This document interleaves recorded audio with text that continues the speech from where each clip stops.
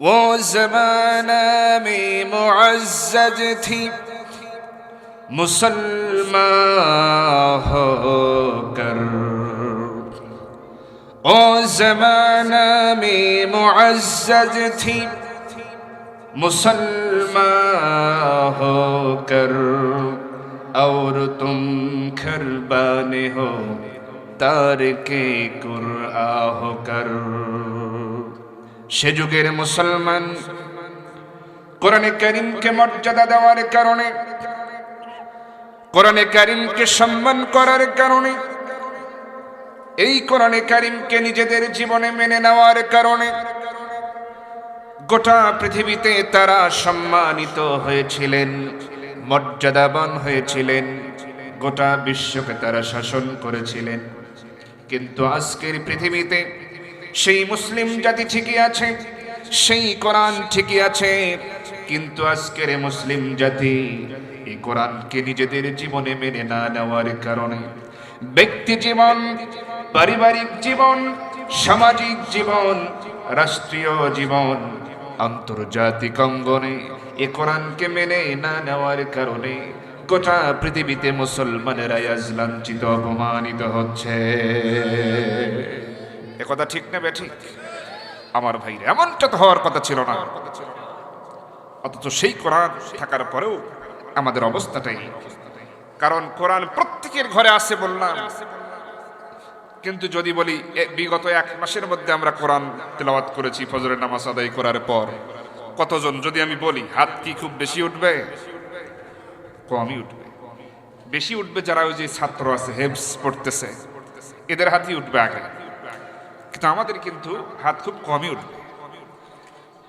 সম্মানিত হাজির, আসুন সেই আল্লাহর কালাম থেকে আমি আপনাদের সামনে 49 নম্বর সূরা, সূরাতুল হুজরাত, এই সূরার 15 নম্বর আয়াত আমি তেলাওয়াত করেছি। এই সূরাটিতে আয়াত রয়েছে 18টি, আর আমি তেলাওয়াত করেছি 15 নম্বর আয়াত।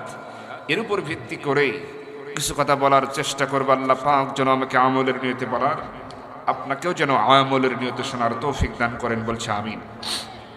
আসলে কোরআনের ব্যাখ্যা দেওয়ার মতো, তাফসীর করার মতো যে ইলম, যে পাণ্ডিত্য, যে যোগ্যতা, যে বয়স প্রয়োজন, আমি তো মনে করি তার কোনোটাই আমার ভিতরে নাই।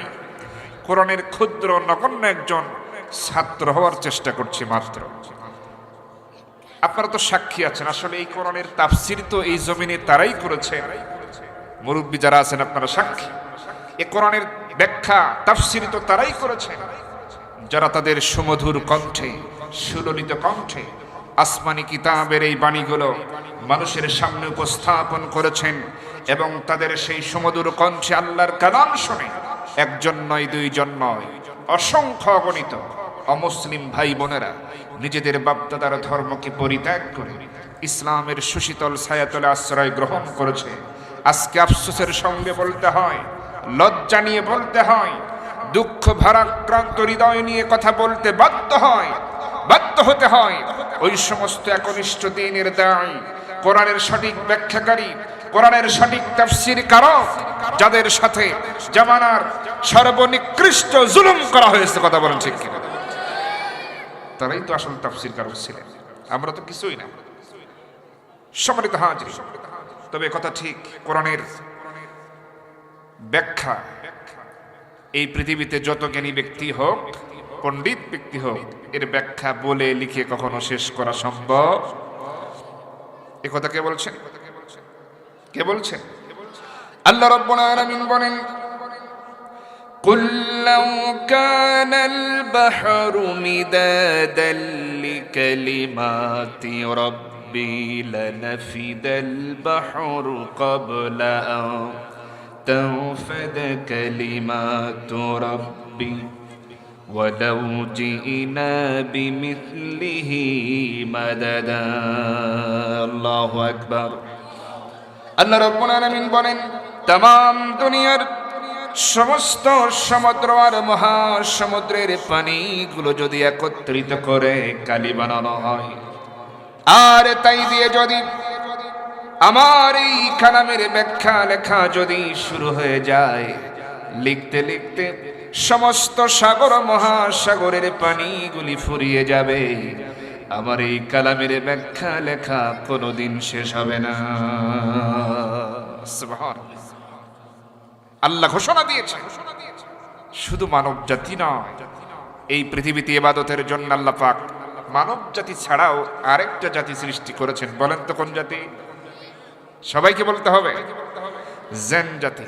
ওমা খলাকতুল জিন্না ওয়াল ইনসা ইল্লা লিয়াবুদুন। আপনারা জানেন, তাহলে মানব জাতি বাদেও আরেকটা জাতি হলো জিন জাতি। এখন জিন জাতিকে কি অস্বীকার করার কোনো উপায় আছে?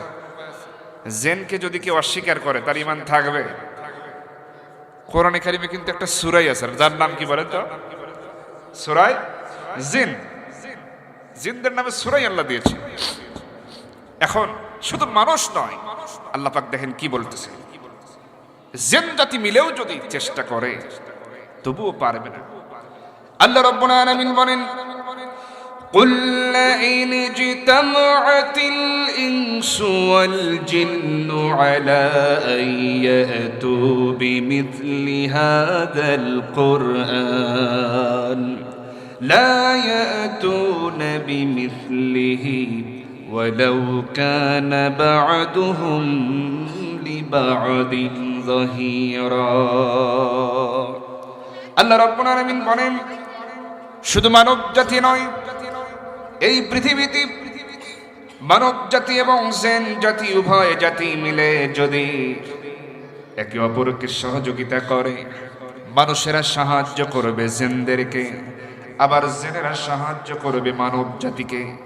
এইভাবে করে মানুষ এবং জিন উভয়কে সহযোগিতা করার মাধ্যম দিয়ে যদি তারা চেষ্টা চালায়, আমার এমন একখানা কালামের মতো কালাম বানাতে যদি তারা চেষ্টা করে, আল্লাহ বলছেন মানব জাতি এবং জিন জাতি উভয়কে সহযোগিতা করার মাধ্যম দিয়ে যদি কিয়ামত পর্যন্ত চেষ্টা চালায়, আমার এই কালামের মতো করে একখানা কালাম তারা বানাতে পারবে না। সুবহানাল্লাহ। সেই কালাম থেকে আমরা আলোচনা শোনার জন্য বসেছি। কোন সূরা বলেন তো? সূরাতুল হুজরাত। কোন সূরা? হুজরাত। এই সূরাটি হচ্ছে 49 নম্বর সূরা কোরআনে কারিমে। আসুন আমরা একটু দেখতে চাই আল্লাহ পাক এই 15 নম্বর আয়াতে কি মেসেজ দিয়েছেন, কি বলতে চান।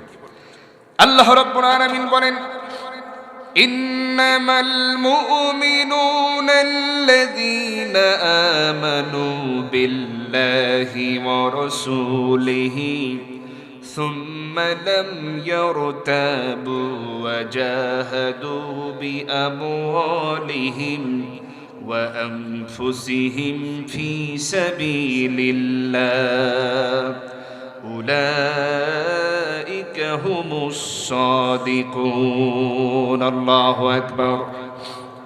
আল্লাহ রাব্বুল আলামিন বলেন, নিশ্চয়ই মুমিন হলো তারা। খেয়াল করুন, আল্লাহ পাক বলছেন ইন্নামাল মুমিনুনা আল্লাযীনা, নিশ্চয়ই মুমিন হলো তারা যারা কি করে, আমানু ঈমান আনে, বিল্লাহি ওয়া রাসূলিহি, আল্লাহর উপর এবং তার রাসূলের উপর ঈমান আনে।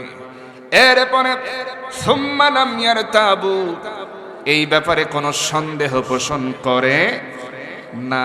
খেয়াল করেন, আল্লাহ বলতেছেন মুমিন তো তারাই যারা আমি আল্লাহর উপর এবং রাসূলের উপর ঈমান আনে।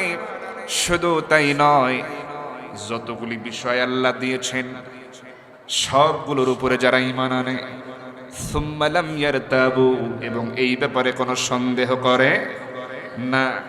এরপরে ওয়াজাহাদু, জিহাদ করে, সংগ্রাম করে, লড়াই করে, বিআমওয়ালিহিম, তাদের সম্পদ দ্বারা, ওয়া আনফুসিহিম, প্রয়োজনে তাদের জীবনটা দিয়ে দেয়, ফি সাবিলিল্লাহ, আমি আল্লাহর রাস্তায়, উলাইকা হুমুস সাদিকুন, ওরাই হলো সত্যবাদী, ওরাই হলো সত্যনিষ্ঠ। সুবহানাল্লাহ। এটি হচ্ছে আয়াতের সরল অনুবাদ। এবার আসেন, আল্লাহ পাক ঘোষণাই দিলেন মুমিন হচ্ছে তারাই যারা আমি এবং আমার রাসূলের উপর ঈমান আনে। এরপরে আরো আমি যা নাজিল করেছি সবগুলোর উপর ঈমান আনে, কোনো সন্দেহ করে। আচ্ছা, আমরা কি এই কোরআনকে সন্দেহ করি? সবাই ভালোভাবে বলবেন, আল্লাহর বিধানের কোনো একটা আয়াতকে আমরা কি মিথ্যা মনে করি? সন্দেহ করি? যেমন পরকাল ভিত্তিক যত আয়াত আল্লাহ কোরআনে দিয়েছেন, খেয়াল করেন, পরকাল ভিত্তিক যত আয়াত দিয়েছেন, যেমন মৃত্যুর পরে কবর আছে না নাই, হাসর আছে না নাই, মিজান, ফুলসিরাত, বেহেশত, দোজখ এগুলো আছে না নাই? এগুলো কি আমরা দেখেছি? বিশ্বাস করি কিনা? কোনো সন্দেহ করি আমরা? করি না। যদি সন্দেহ না করি তাহলে আমরা মুমিন আল্লাহর ঘোষণা অনুযায়ী। খেয়াল করেন,